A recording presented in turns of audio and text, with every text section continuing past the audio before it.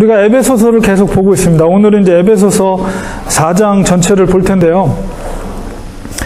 에베소서의 총 주제는 그리스도 안에서의 만유의 통일성. 그래서 이제 성도, 교회가 하나됨. 그것은 근본적으로 예수 그리스도로 말미암아 만유가 하나된 그 통일성을 강조하는 것이 에베소서입니다. 그래서 하나님은 그리스도 예수 안에서 죽었던 사람들을 살려내셨을 뿐만 아니라 그리스도 예수 안에서 우리가 하나 되게 하신 거죠.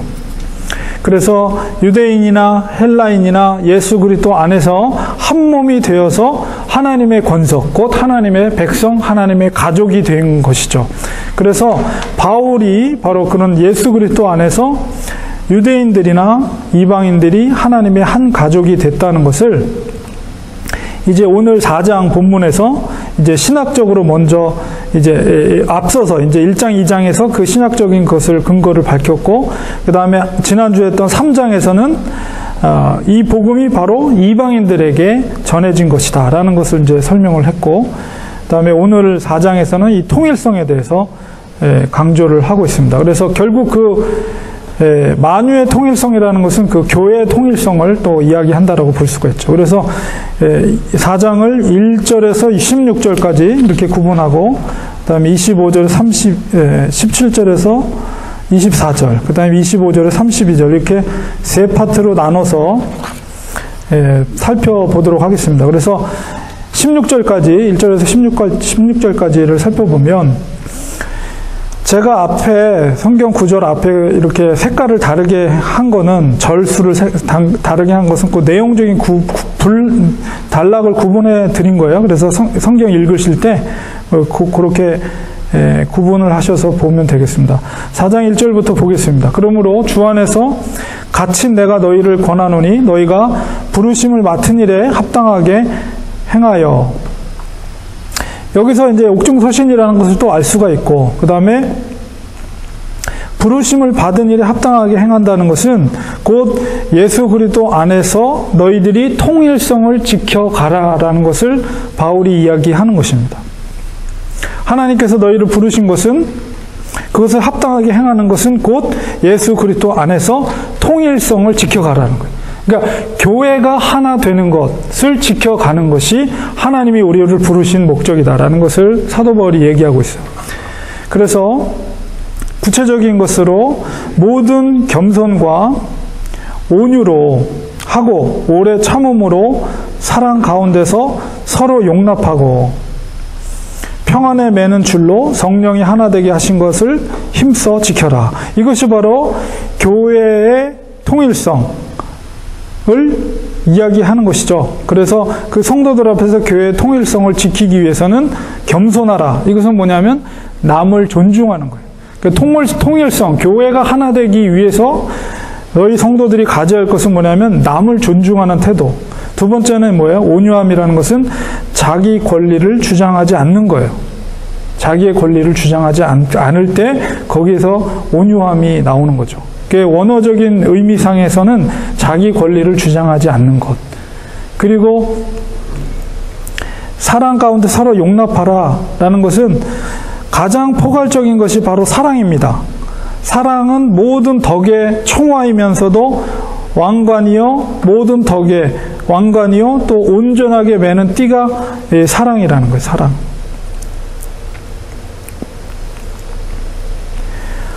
그래서 성령이 하나가 되게 하신 것, 이것도 역시 교회의 통일성을 이야기하고 있는 것입니다. 그래서 이것을 지키라라고 했는데 사도 바울은 거기서 힘써 지키라 이렇게 강조하고 있죠. 그래서 교회의 통일성을 지키는 것은 대충 하는 것이 아니라 힘써서 지켜나가야 함을 사도 바울이 강조하고 있는 거예요. 그러니까는 교회가 하나가 된다는 것은 그만큼 중요한 것이라는 것을 이야기하고 있는 거죠. 그러기 위해서 우리가 늘 남을 존중하는 태도, 나의 목소리를 내는 것이 아니라 다른 사람을 존중함 속에서, 그리고 또한 사랑의 마음으로 이제 하나가 된다는 거예요. 그리고 이제 4절에서 6절까지 이제 통일성의 7가지 항목을 이야기하고 있습니다. 통일성의 이유를 6절에서 얘기하는데 4절에서 6절까지 보면 제가 번호를 매겼죠. 7번까지. 그래서 몸이 하나요. 하나라는 것이 이제 7가지가 나와요. 그래서 몸이 하나요. 성령도 한 분이시니 이와 같이 너희가 부르심의 한 소망 안에서 부르심을 받았느니라. 주도 한 분이시요. 믿음도 하나이요. 세례도 하나이요. 하나님도 한 분이시니 곧 만유의 아버지시라. 만유 위에 계시고 만유를 통일하시고 만유 가운데 계시도다. 그래서 교회는 하나님의 만유의 통일이다. 이렇게 앞에서 말했죠. 그래서 통일성의 이유에 대해서 이야기하는데 사도 바울이 7가지 항목을 이야기하는데 그것을 마구잡이로 사도 바울이 열거한 것 같지만 그러나 자세히 살펴보면 구조가 있어요. 그래서 그거를 이제 2가지로 나누는데요. 첫 번째는 몸과 성령과 소망의 통일성을 이야기하는데 이것은 한 성령으로 그리스도의 한 몸을 이룬 성도들은 미래적인 하나님의 가족이라는 한 소망을 갖게 된다는 것. 그래서 몸과 성령과 소망 이렇게 한 파트, 그 다음에 2번째 파트는 주, 믿음, 세례의 통일성을 이야기하는데 이것은 한 주님을 믿음으로 세례를 통해서 한 몸이 되었다. 이것이 바로 이 교회의 하나됨, 교회의 통일성을 계속 그 이유를 이야기하고 있는 것입니다. 그래서 이러한 통일성의 7가지 이유로 인해서 교회가 하나가 되어야 된다라는 것을 강조하고 있죠. 4장 7절에서 우리 마지막 16절까지 보겠습니다. 7절에 보면 여기서 우리는 성도들, 곧 교회를 말합니다. 우리 교회는 각 사람은 다양성을 이야기해요. 우리 각 사람에게 그리스도의 선물, 이건 은사죠. 은사의 분량대로 은혜를 주셨나니 그러므로 이르기를 그는 예수님이에요. 그가 위로 올라가실 때 그리스도의 승귀라고 그랬죠. 올라가실 때 사로잡혔던 자들을 사로잡으시고, 이것은 뭐냐면 죄로 사로잡혔던 자들을 예수 그리스도의 십자가의 은혜로 다시 사로잡은 거예요. 사로잡으시고 사람들에게 선물을 주셨다 하였도다. 그러니까 예수 그리스도께서 위로 올라가실 때 그리스도의 승귀, 바로 하나님의 보좌 우편에 서서 왕적인 신분으로 되실 때에 죄로 사로잡혔던 자들을 십자가의 공로로 새롭게 하고 그들에게 성령의 은사를 부어주셨다. 이거는 이제 교회의 통일성과 함께 그 통일성인 획일적인 통일성이 아니라 각각의 은사를 존중해 준다는 거죠. 9절에 보면 올라가셨다 하였은즉 땅 아래 낮은 곳으로 내리셨던 것이 아니면 무엇이냐. 이 말이 무슨 말이냐면 하나님께서 올라가셨다는 것은 바로 하나님께서 이 땅에 내려오셨다는 거예요. 먼저 그것이 바로 성탄이에요. 성탄. 예수 그리스도의 성육신. 제가 지난주에 설교 시간에 얘기했던 그 로고스 되시는 말씀이 육신이 되었다. 그것이 바로 성육신을 의미하는 거죠. 성육신. 그래서 그것이 예수님이 내려오셨다. 올라가셨다는 것은 바로 곧 내려오신 것이 먼저 있었기 때문에 그런 것이 아니냐, 이런 말이에요. 내리셨던 것이 아니면 무엇이냐. 먼저 내리셨기 때문에 예수께서 성탄으로 이 땅에 오셨기 때문에 올라가신 것이다. 내리셨던 그가 예수 그리스도가 곧 모든 하늘 위에 오르신 자니, 그 동일하신 예수님이라는 거예요. 이는 만물을 충만하게 하려 하심이라. 앞에 있는 것을 또 다시 한번 반복하는 거예요. 교회는 만물의 충만이 되는 것이죠. 그러므로 교회를 세우고자 합니다. 그러니까 예수님께서 내려오셨다가 다시 올라가신 이 사건은 바로 교회를 만물을 충만하게 한다는 것은 곧 만물의 충만은 앞에서 뭐라고 그랬어요? 그것이 바로 교회라고 그랬죠. 그렇기 때문에 교회를 세우기 위함으로 예수님께서 이 땅에 내려오셨다가 하늘로 올라가셨다는 그 말을 사도 바울이 설명하고 있는 거예요. 11절에 예수님이 어떤 사람은 사도로, 어떤 사람은 선지자로, 어떤 사람은 복음 전하는 자로, 어떤 사람은 목사와 교사로 삼으셨으니. 예수님께서 결국 내려왔다 올라가시면서 결국 만물을 충만케 하는 교회를 이 땅에 세우셨는데, 그 예수님께서 그 교회라는 것은 공동체요, 성도들의 집합체죠. 그러니까 그 각 사람에게, 어떤 사람에게는 사도로, 어떤 사람은 선지자로, 어떤 사람은 복음을 전하는 자로, 어떤 사람은 목사와 교사로 삼으셨다. 이렇게 말씀하십니다. 앞에 있는 거랑 동일한 거예요. 다양성, 각 사람에게 하나님의 은사를 줬다는 거죠. 그래서 여기에 나오는 직분들 중에 사도라는 것은 이제 더 이상 존재하지 않는 직분이죠. 지금은 사도는 특별히 예수님의 제자들을 말해요. 그리고 이제 선지자도 더 이상 존재하지 않아요. 지금 직분상으로. 왜냐하면 하나님의 말씀이 완성이 됐기 때문에. 결국 선지자는 하나님의 말씀을 대언하는 자거든요. 근데 구약 속에서는 직접 하나님의 말씀을 대언했죠. 그러나 이제 신약 시대에 와서 선지자의 역할은 이제 사명은 다 끝난 거예요. 그러나 이제 좁은 의미 속에서, 이제 조금 넓은 의미 속에서 말씀을 그냥 선포하고 가르치는 그런 역할을 하지만 오늘날에는 사도나 선지자는 이제 더 이상 존재하지 않는 직분입니다. 그러나 복음 전하는 자는 있죠. 그리고 특별히 이제 목사와 교사는 원어적으로 보면 관사가 이게 앞에 붙어 있어요. 앞에 하나밖에 없어요. 나머지는 다 관사가 하나씩 다 붙어 있는데, 목사와 교사는 연결되어 있고 각각 관사가 있는 것이 아니라 앞에 관사가 있어요. 그것은 뭐냐면 목사이면서 교사다라는 말이죠. 그러니까 이거는 뭐냐면 목사는 결국 가르치는 교사로서의 역할을 감당하는 거예요. 그렇기 때문에 목사는 잘 가르치는 직분이, 은사가 있어야 돼요. 그래서 목사는 그렇기 때문에 평생 배우는 위치에 있는 이 직위가 바로 목사라는 것이죠. 그렇기 때문에 늘 공부하고, 왜냐하면 성도들을 잘 지도하고 가르쳐야 되기 때문에. 그래서 12절에 보면 이는 뭐냐면 직임과 직분을 주신 것은 결국 성도를 온전하게 하고 봉사의 일을 하게 하며 그리스도의 몸을 세우려 함이라. 여기서 중요한 건 뭐냐면 이 순서예요. 순서.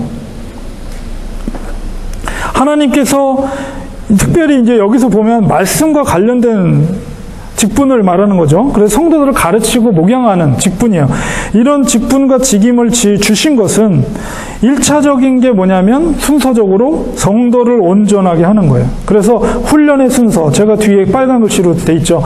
훈련의 순서, 성도들을 훈련하는 데 있어서 순서가 이 순서대로 해야 되는 거예요. 그래서 훈련의 순서 첫 번째는 뭐냐면 사람이에요. 성도를 성숙한 그리스도인으로 성도를 가르치는, 온전하게 한다는 것은, 온전하게 한다는 것은, 그러니까 참된 제자로 만드는 거죠. 두 번째가 뭐예요? 봉사일을 하는 거예요. 두 번째가 봉사일. 그 다음에 세 번째가 그리스도의 몸을 세우는 거. 교회를 세우는 거예요. 그렇기 때문에 이 훈련의 순서에 있어서 사람을 성숙하도록 훈련시키지 않고 순서가 뒤바뀌어서 일부터 맡기면, 일을 맡기기 위해서 직분을 준다거나 이렇게 하면 어떻게 된다고요?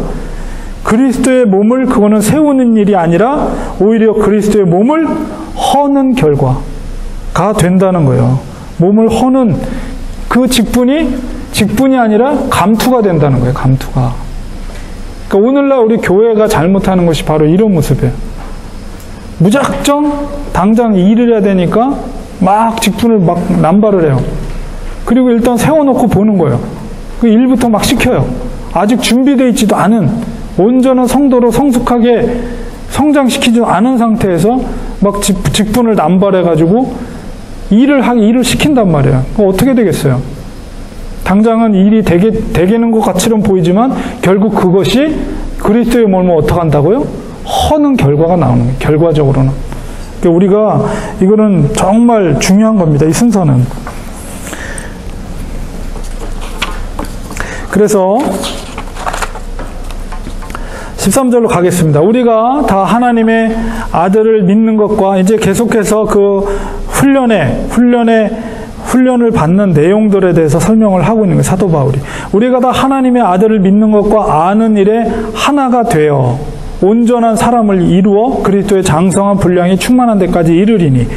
자, 온전한 사람, 그리스도의 장성한 분량으로 충만한 데 이르는데 사도 바울이 얘기하는 것이 하나님의 아들을 믿는 것과 아는 것이 하나가 되게 하는 것이 바로 온전한 사람이 된다라고 표현하고 있어요. 사실 하나님을 아는 것은 사도 바울이 얼마나 하나님을 많이 알았겠어요. 예수 그리스도를 많이 알았어요. 근데 그러나 사도 바울도 그 믿는 것과 아는 것이 하나가 된다는 것은 그 복음을 전하는 일, 그리고 그런 것을 통해서 얼마나 많은 고난을 경험했어요. 그래서 그 고난을 통해서 실전적으로 체득되는 거예요. 하나님의 아들이, 예수 그리스도가 실전적으로 체득이 되는 거예요. 단순하게 그냥 문자를 읽고 머릿속으로 아는 것이 아니라 바로 믿는 것과 아는 것이 하나가 된다는 것은 그런 의미가 되는 거예요. 그래서 그 고통을 통해서, 고난을 통해서 성도들이 그 속에서 만난 하나님을 체험하고 그 속에서 고백된 하나님을, 인격적으로 만난 하나님을 깨닫게 되고 그것이 곧 하나님의 아들을 믿는 것과 아는 것이 하나가 되는 거예요. 그렇게 될 때 진정한 온전한 사람을 이루어서 그리스도의 장성한 분량으로 충만한 데까지 다다르게 되는 것입니다. 그러니까 성숙한 그리스도인은 저절로 되는 게 아니죠. 삶 속에서 많은 가난과 고통과 핍박 속에서 눈물로 하나님 앞에서 기도하며 그 속에서 하나님을 인격적으로 정말 실전적으로 만나면서 그 속에서 깨닫게 되는 하나님의 은혜, 하나님의 존재, 그런 것을 실제적으로 깨달을 때 그것이 하나가 되는 거죠. 이는 14절에 이 훈련은 우리가 이제부터 어린아이가 되지 아니하며 사람의 속임수와 간사한 유혹에 빠져 온갖 교훈의 풍조에 밀려 요동하지 않게 하려 함이라. 그래서 이렇게 온전한 그리스도의 장성한 분량으로 충만하게 하기 위한 것은, 어린아이들은 사실 어떤 일을 맡기겠어요. 아무것도 못하죠. 그런 것처럼 우리가 정말 하나님의 아들 예수 그리스도를 믿는 것과 아는 것이 실제적으로 체득되어서 우리가 온전한 그리스도인의 장성한 분량으로 성장해 나갈 때 사람들의 속삭임, 그리고 간사한 유혹, 그리고 세상의 풍조, 사람들이 악하게 살아가는 방식들에 대해서 우리가 그런 도전 속에서 흔들리지 않는다는 거예요. 사탄은 어떻게든지 믿는 자들을 시험에 들게 하고 넘어지게 하려고 갖은 방법을 동원하죠. 무엇보다도 악한 영적인 존재이기 때문에 우리를 속이고 또 우리의 약점을 잘 알아요. 그래서 넘어뜨리게 하거든요. 근데 그것을 우리가 어린아이 같으면 툭 치면 넘어지잖아요. 그러나 우리가 건강한 성인이 되면 아무리 누가 건드려도 끔찍 안 하는 것처럼 바로 그렇게 하기 위해서 이런 훈련이 필요하다는 거예요. 15절, 16절. 오직 사랑 안에서 참된 것을 하여 사랑 안에서 진리를 말하라. 범사에 그에게까지 자랄지라. 이것은 뭐예요? 모든 삶 속에 범사에 그에게까지 자라라는 것은 모든 삶 속에서 성숙한 그리스도인이 되라는 거예요. 그러니까 우리 그리스도인은 단순하게 교회 울타리 안에서만 뭔가 착한 모습 보이고 뭐 열심히 봉사하고 한다고 해서 온전한 그리스도인이 아니에요. 범사에 모든 삶 속에서, 우리의 7일 동안의 모든 삶 속에서 성숙한 그리스도인으로서 믿는 자나 믿지 않는 자나 볼 때, 저 사람이 볼 때 정말 성숙한 인격적인 그런 온전한 사람으로 인정받을 때 그게 바로 범사에 그에게까지 자라가는 거죠. 그는 머리니 곧 그리스도라. 교회의 머리 대신 그리스도를 다시 한번 이야기하고 있습니다. 16절. 그에게서, 예수 그리스도에게서 온 몸이 각 마디를 통하여 도움을 받음으로 연결되고 결합되어 있어요. 그러니까 교회는 절대로 떨어져 있는 거 아니에요. 제가 설교 시간에 우리는 절대 혼자가 아닙니다라고 이렇게 강하게 제가 선포한 것도, 교회는 연합되어 있는 거예요. 연결되어 있는 거예요. 마디마디가 어디로부터? 예수 그리스도, 머리 대신 예수 그리스도로부터 마디마디가 연결되어서 그것을 통해서 예수 그리스도의 뜻을, 메시지를 전달받고 때로는 서로가 도움을 받는 거죠. 도움을 받는 거예요. 연결되어 있는 거예요. 그래서 각 지체의 분량대로, 각 지체의 분량이라는 것은 하나님이 그에게 주신, 성도들 각자에 주신 은사가 있고 달란트가 있단 말이에요. 우리 달란트 비유 예수님께서 하신 것처럼 각자에게 주신 달란트가 있어요.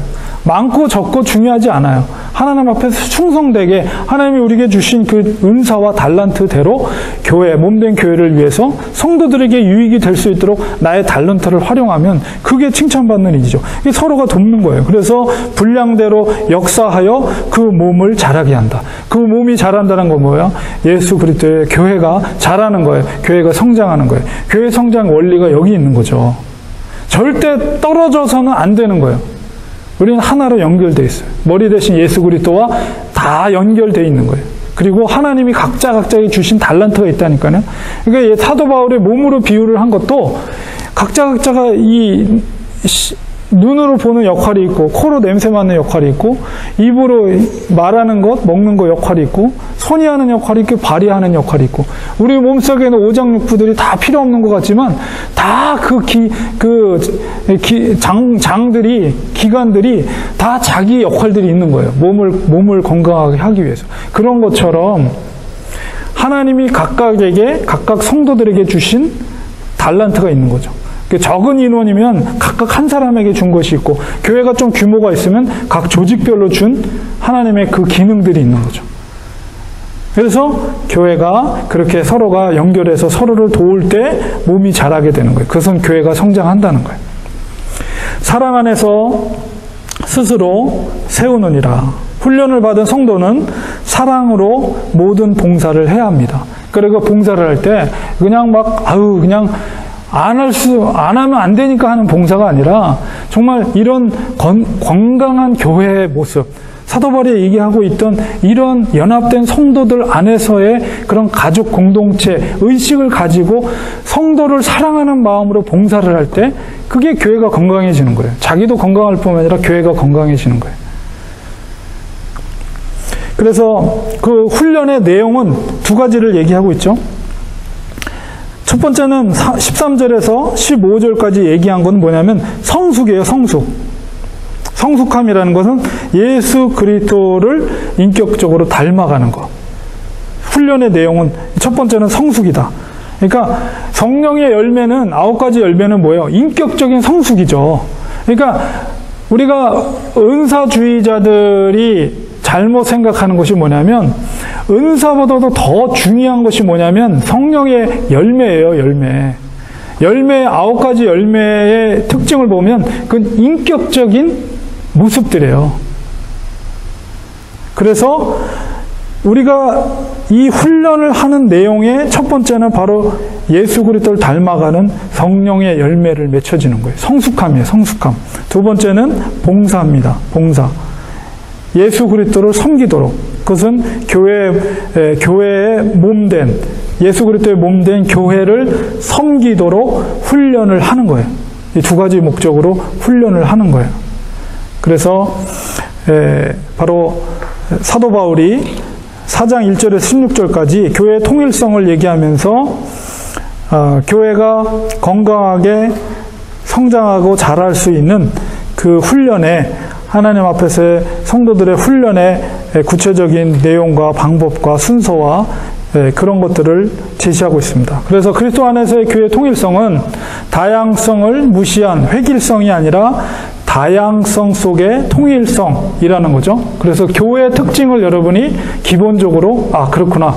교회는 그리스도 안에서의 통일성을 이루는데 그 통일성은 획일적인 통일성이 아니라 각각 지체의 다양성을 인정하는 통일성이다. 교회의 특징을 여러분이 그렇게 이해하시면 돼요. 그리고 바울은 다양한 각 지체가 그리스도께서 주신 은사대로 역사하여 그리스도의 장성한 분량에 충만한, 그리고 온전한 한 사람, 그리스도의 한 마음을 이루게 되는 것을 여기서 밝히고 있습니다. 그래서 여러분이 교회가 이런 거구나, 여러분이 그렇게 이해를 하시면 되겠습니다. 그래서 이제 4장 17절에서 24절까지는 그렇다면 새로운 사람이 된, 예수 그리스도로 인해서 새롭게 된 사람의 통일성에 대해서 이제 이야기를 하고 있습니다. 바울은 그리스도 안의 통일성은 옛사람의 방탕윤리로 나타나는 것이 아니라 새 사람의 성결윤리로 나타나야 한다라고 이제 여기에서 말하고 있어요. 17절에서 24절. 그래서 바울은 이것을 그리스도 안에서 증거한다라고 했습니다. 거룩한 통일성의 윤리는 그냥 말해보는 것이 아니라, 잠깐, 불이 나가는데요. 그냥 말해보는 것이 아니라 생명을 걸고 증거하는 것이다 라는 것을 사도 바울이 이야기하고 있습니다. 우리 17절에서 제가 색깔을 넣었죠. 그래서 17절에서 19절, 그래서 20절에서 24절까지 내용이 이렇게 구분이 되어 있어요. 그래서 그러므로 내가 이것을 말하며 주 안에서 증거하노니 이제부터 너희는 이방인이 그 마음에 허망한 것으로 행함같이 행하지 말라. 새 사람이 되었기 때문에 그들의 총명, 그들이라는 이방인의 총명이 어두워지고 그들 가운데 있는 무지함, 진리에 대한 무지함이죠. 그리고 그들의 마음이 굳어짐, 진리를 수용하려고 하지 않아요. 굳어져 버리면 어떻게 돼요? 물이 딱딱한 곳엔 물이 스미지 않죠. 그들이 굳어졌다는 건 뭐예요? 진리를 수용하지 않고 거부하려는 마음의 태도를 가졌다는 거예요. 마음이 굳어짐으로 말미암아 하나님의 생명에서 떠나 있도다. 누가요? 이방인들이 그렇다는 거예요. 그들이 감각 없는 자가 돼요. 생명이 없는 존재예요. 감각이 없다는 것은 생명이 없는 거죠. 신경이 끊어지면 감각이 없어지죠. 어떻게 돼요? 칼을 바늘로 찔려도 불에 타는지 몰라요. 죽어 있는 거나 마찬가지죠. 감각이 없는 자가 되어 그들이 자신을 방탕에 방임하여 모든 더러운 것을 욕심으로 행하되, 이방인들은 그렇게 행한다는 거예요. 진리를 수용하지 못하고 진리를 인정하지 못하니까 그냥 인간적인 몸의 쾌락을 위해서만 살아가는 거예요. 결국은 석유 뿌리고 불을 붙이는 거나 마찬가지죠. 자기가 죽어가는지도 모르고 쾌락을 위해서. 그런데 20절부터 24절까지는 새 사람을 입은 사람의 통일성을 얘기합니다. 오직 너희는, 여기 너희는 뭐냐면 헬라인이야 이방인이지만 예수 그리스도를 영접해서 헬라 출신의 크리스찬이라는 거예요. 너희는 그리스도를 그같이 배우지 아니하였느니라. 성도는 신분상 새 사람이지만 실존적으로 옛사람처럼 행동할 가능성이 있습니다. 그래서 노예 상태에서 해방된 자유인인데 그 남아있는 노예 근성 때문에 노예처럼 행동할 수 있는 것 같습니다. 그러니까 사도 바울이 염려하는 부분이 이 부분이에요. 너희들이 예수님을 이전에 몰랐을 때는 이런 상태였는데 예수님이 알고부터는 이제 새로운 새 사람이 되었다는 거예요. 근데 이제 이 자유인임에도 불구하고 이전에 노예 상태에 있었던 노예 근성이 남아있어서 자꾸 이제 그렇게 하려고 하는 것에 대해서 하지 말라는 것을 이제 강조하면서 얘기하는 거죠. 21절에 보니까 진리가 예수 안에 있는 것 같이 너희가 참으로 그 예수님에게서 듣고 또한 그 안에서 예수 그리스도 안에서 가르침을 받았을진데 예수 그리스도의 참된 진리의 말씀을 받았단 말이에요. 너희는 유혹의 욕심을 따라 썩어져가는 구습, 옛날의 습관을 따르는 옛사람을 벗어버리고 오직 너희의 심령, 여기서 이제 그 심령이 푸뉴마라는 헬라어를 썼습니다. 제가 말씀드린 것처럼 그 사도 바울이 처음에 그 두 번째 기도에서 강구했던 게 뭐예요? 그 심령, 영이, 마음이 하나님을 알게 해달라는 그런, 거기서 같은 단어인데 푸뉴마, 영혼이 새롭게 돼요. 영이 새롭게 된 거예요. 그렇기 때문에 당연히 마음과 육체도 새로운 사람이 돼야 되는 거죠. 그래서 하나님을 따라 의와 진리의 거룩함으로 지으심을 받은 새 사람을 입으라. 그래서 이제 이전 사람은, 그리고 이전의 습관들은 다 벗어버리고 이제 예수 그리스도 안에서 진정한 자유인이 되었기 때문에 옛 습관을 다 벗어버리는 거예요.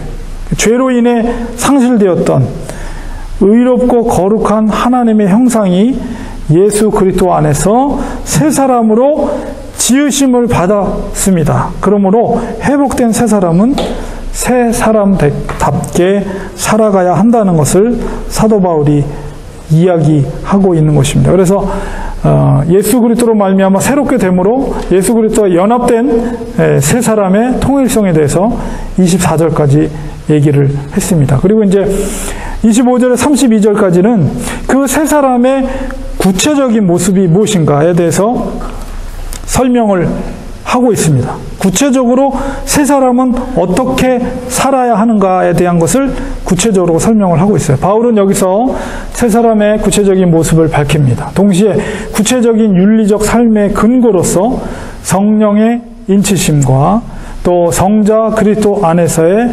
모델을 제시하고 있습니다. 그래서 이제 두 단락으로 나눠져요. 29절에서 그 다음에 나머지 30절, 32절까지.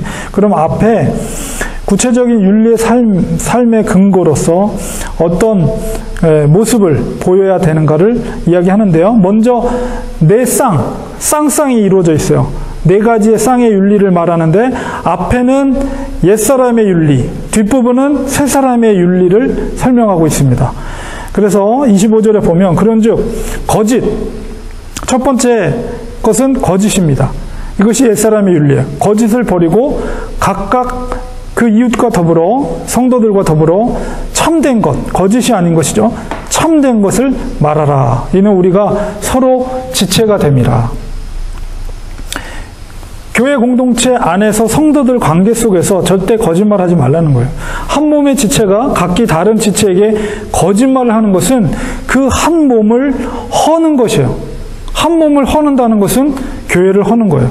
따라서 지체는 각기 다른 지체에게 참된 말을 해야 됩니다. 그러니까 교회 안에서 거짓말하는 것은 정말 위험한 거예요. 어떤 이유에서건 특히나 교회 안에서 교회 성도들에게 거짓말을 하는 것은 참 제가 그런 거짓말하는 걸 제가 직접 이렇게 들어서 너무 갑자기 스쳐가는 지난 그 생각이 나서 조금 멈칫했는데요. 어쨌든 성도들이 거짓말을 하면 안 돼요. 거기서부터 사탄이 역사는 거예요. 사탄의 다른 말이 속이는 영이에요. 속이는 영. 일단 거짓말을 시작했다 그러면 이미 그 교회는 병이 든 거예요. 첫 번째가 그거예요. 두 번째는 뭐냐? 26절에 분을 내어도 죄를 짓지 말며 해가 지도록 분을 품지 말고. 앞에 거 옛사람의 윤리는 분을 내는 겁니다. 그 다음에 이 새 사람의 윤리는 분을 품지 말고 이거는 화해예요. 화해. 그래서 여기서 분을 내어도라는 것은 허용되어 있죠. 분을 내어도 내지 말라 그러지만 안 했고 분을 내어도 죄를 짓지 말며. 이거는 뭐냐면 성도가 불의에 대해서 분노해야 돼요. 예수님께서도 불의에 대해서 분노하셨죠. 그러나 우리 자신들이 죄의 부패성이 있기 때문에 그 불의에 대한 분노가 죄로 변질되기가 너무 쉬워요. 그거를 조심하라는 거예요. 그러니까 우리가 분노는 할 수 있어요. 불의에 대해서. 그러니까 우리가 막 화를 내라는 게 아니고 어떤 불의가 행해졌을 때, 거짓이 행해지고 불의가 행해졌을 때는 반드시 분노를 해야죠. 하나님의 공의와 정의로운 이름으로 분노를 해야죠. 근데 그것이 너무 지나치게 되면 그게 죄로 변질이 될 수가 있어요. 우리가. 그것을 너무 합리화시키고 막 화내는 것이 당연한 거라고 막 생각하면서 막 브레이크 없이 계속 나가다 보면 그게 죄로 변질이 돼버려요. 그러면 거기는 또 다른 문제가 생기는 거예요. 그러니까 그렇게 하지 말라는 거죠. 그러니까 그런 거는 조심을 해야 돼요. 그래서 마귀에게 틈을 주지 말라. 27절에 그랬죠. 그러니까 그것 때문에 마귀가 틈을 노리는 거예요. 그 분노한 것으로 인해서 그걸 죄를 짓게 하는. 그래서 특히 이제 그런 말을 하잖아요. 분을 품고 잠자리에 들지 마십시오. 그러니까 그날 분을 품 것에 대해서는 당사자와 뭔가 해결을 하라는 거예요. 특별히 이제 부부 생활에 있어서 불문율처럼 이거를 사용하셔야죠. 부부 관계 속에서 마찰이 있을 수 있는데 서로 이제 싸운 다음에 다음 날까지 넘기지 말고 그 전에 잠자리에 들기 전에 먼저 남자들이 잘못했다고 하시는 게 제일 좋아요. 아무리 남자가 잘못이 없다고 생각해도, 아예 여자분들이 절대 먼저 잘못했다고 얘기 안 해요. 그러니까, 남자가 먼저 잠자리 들기 전에, 내가 잘못했어. 여보, 내가 잘못했어. 한 번만 봐줘. 그렇게 하시는 게 세 사람의 구체적인 모습, 사도 바울이 구체적으로 얘기를 하고 있는 거예요. 네. 그 다음에 세 번째 거는 뭐냐면 28절에 도둑질하는 자는 다시 도둑질하지 말고 돌이켜 가난한 자에게 구제할 수 있도록 자기 손으로 수고하여 선한 일을 하라.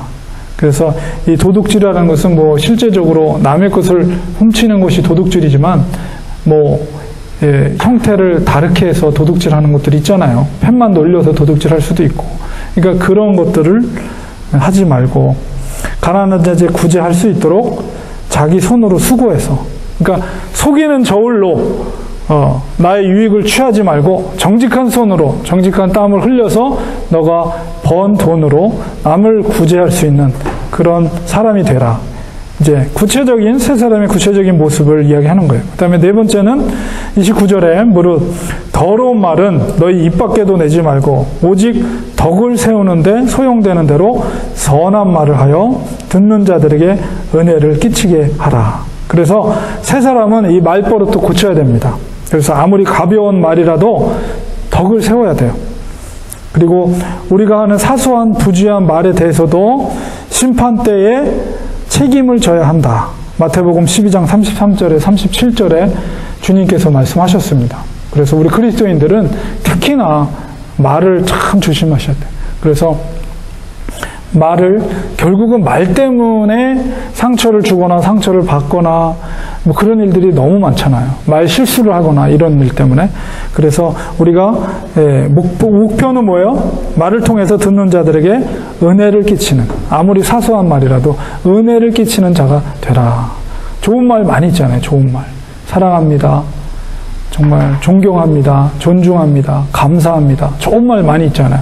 근데 우리 입에서, 같은 입에서 나쁜 말, 다른 사람을 저주하는 말, 이런 말을 해서는 안 됩니다. 그래서 다른 사람에게 은혜를 끼치는 말을 하는 것이 바로 세 사람의 구체적인 모습이다. 이렇게 구체적으로 이렇게 네 가지의 쌍의 윤리를 말하고 있습니다.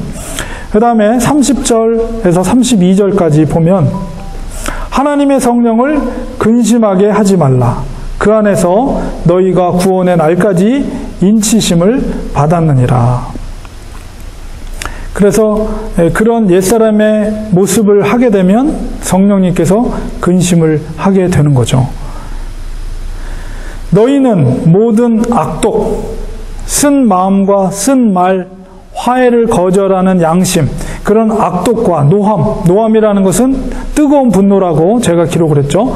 그 다음에 분냄이라는 것은 차가운 분노, 그리고 떠드는 것, 싸우면서 혈기 부리고 소리를 버럭버럭 지르는 것, 그 다음에 비방하는 것, 남에 대해서 나쁜 말을 하는 것, 그리고 모든 악한 음모와 함께 버리고 서로 친절하게 하며 불쌍히 여기며 서로 용서하기를 하나님이 그리스도 안에서 너희를 용서하심과 같이 하라 해서 32절 30절에 보면 성부 성자 성령 삼위 하나님의 이름을 들어서 새로운 사람의 구체적인 모습을 이야기하고 있고 31절은 아주 악한 모습의 보따리로 이제 만들어가지고 전체를 다 이야기를 하고 있는 거죠. 그래서 32절에 그렇게 하지 말고 서로 친절하게 불쌍히 여기며 용서하기를 하나님이 그리스도 안에서 너희를 용서하신 같이.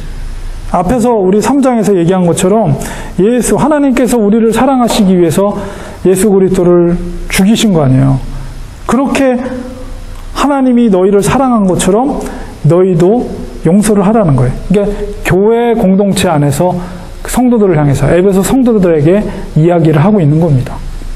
그래서 바울은 세 사람의 구체적인 생활을 제시하면서 그 신학적인 근거로 삼위 하나님의 모델을 제시합니다. 그래서 하나님의 성령을 근심하게 하지 말라. 그 안에서 너희가 구속의 날까지 인치심을 받았느니라. 이게 이제 성령 하나님, 그 다음에 하나님이 그리스도 안에서 너희를 용서하신 것 같이 하라. 그래서 성부 하나님, 성자 예수님. 이렇게 세 사람은 주님께서 재림하실 때 완전 구원의 순간까지 성령의 도장을 받은 사람이에요. 성령님께서 세 사람 안에 내주하시면서 세 사람답게 살게 그 성령님이 도우시는 거죠. 그래서 세 사람이 바로 살지 않을 때 내주하시는 성령님께서 그 마음속에서 근심하시는 거예요. 그래서 세 사람은 또한 성부 하나님께서 성자 그리스도 안에서 세 사람을 용서하신 것이 서로 용서해야 하는 것입니다. 그래서 결론적으로 세 사람은 성부 하나님을 본받고 성자 예수님을 배우고 또 성령 하나님을 근심하게 하지 말아야 하는 것입니다. 이게 이제 사도 바울의 결론적인 이 세 사람의 모습을 이야기하고 있는 것입니다. 예. 그래서 이제 4장까지 이제 마쳤고요.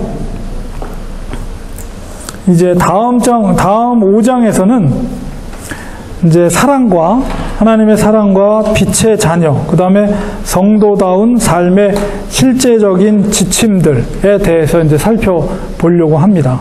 그래서 우리가 에베소서를 통해서 교회의 구체적인 모습에 대해서 우리가 공부를 계속하고 있어요. 그래서 여러분이 이 공부하고 그 다음에 여러분이 다시 한번 리마인드 집에서 하시면서 교회란 무엇인가에 대해서 다시 한번 생각을 해보시고, 그래서 새로운 성도들이 오셨을 때 교회에 대해서 확실하게 설명해 줄 수 있도록 어떤 이론적인 것, 그 다음에 실제적인 성도들의 삶, 윤리적인 삶, 그리고 버려야 될 삶이 무엇인가, 이런 것들. 그래서 이제 뒤쪽으로 가면 뭐 부부 안에서 또 자녀들의 문제, 또 사회생활, 국가의 관계, 이런 모두 구체적인 얘기들도 다 나오거든요. 그래서 이제 앞으로 이제 또 남아있는 5장, 6장 살펴보면서 교회에 대해서 확실하게 우리가 개념을 다시 한번 잡았으면 좋겠습니다. 기도하겠습니다.